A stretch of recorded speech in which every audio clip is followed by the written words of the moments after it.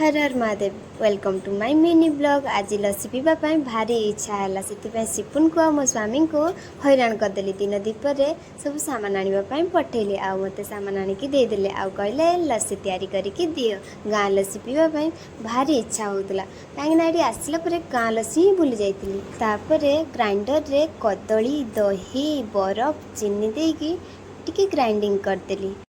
Grinding कर सारा लस्सी उपर टिके नड़िया काजू किशमिश पकईदेली।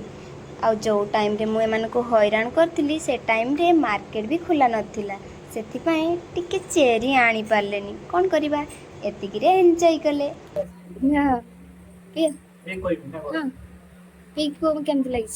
केमती लगुच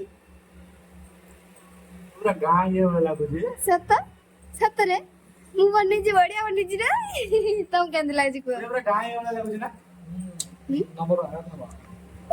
मुझे कान पी दिए आई जाइए स्टेशन मु जाइए एना आसिले लस्सी रखाई से पीउचंदी लस्सी दही पानी कहला खाली लस्सी बनई फास्ट टाइम